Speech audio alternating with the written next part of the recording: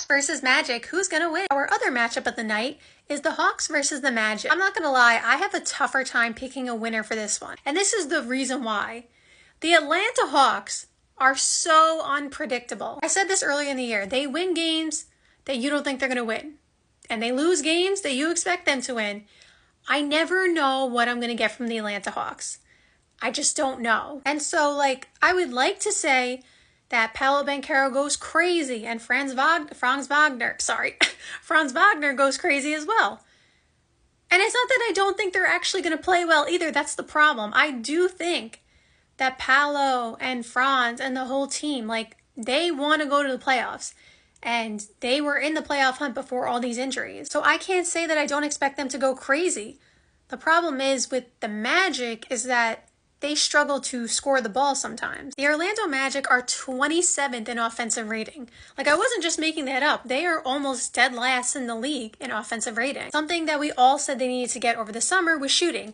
And KCP obviously is a three-point shooter, a 3-and-D guy, but they need more, and part of their issues is that they need more scoring. Scoring/3-point shooting. They need to surround Paolo with 3-point shooters because that is obviously not his thing. So anyway, the Magic are going to play hard. They're going to play pretty smart. Paolo Banchero, despite not having, a 3-point shot necessarily in his repertoire, he can shoot some, but, he's not the best at it. He'll get to the basket. He can easily get 25 and 10. I'm really not concerned. The problem is, again, I just don't know what to expect from the Atlanta Hawks. Because they could just drop 150 on the Magic, and that's not an exaggeration. They can literally go out there and just not miss and shoot 70% from the field. I'm pretty sure they broke an NBA record one time, shooting at an efficient clip. I don't know if that was them. Somebody did that this season. I feel like it was them, shooting 65% from the field for basically the whole game, whatever it was. But they do stuff like that. And Trae Young leads the league in assists. I'm pretty sure he still does.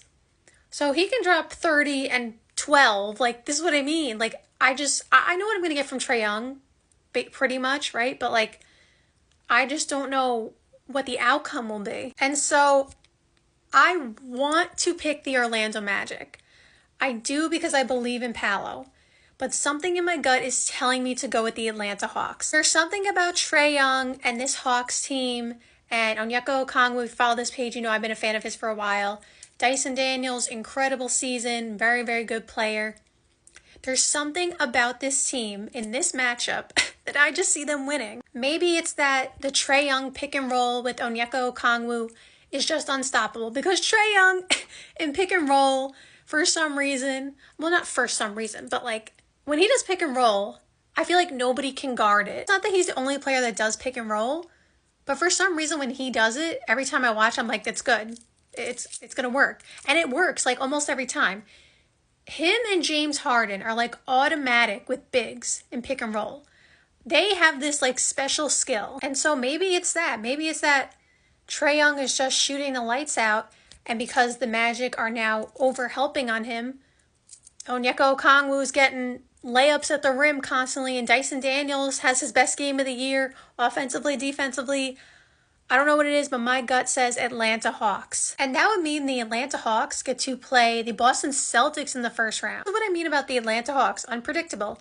I don't remember if it was last year or the year before, they played them as well in the first round. And Atlanta, it might have been last year, they won 2 games off of them. People are like, oh, they're just going to sweep them, right? Oh, I just hit the wall.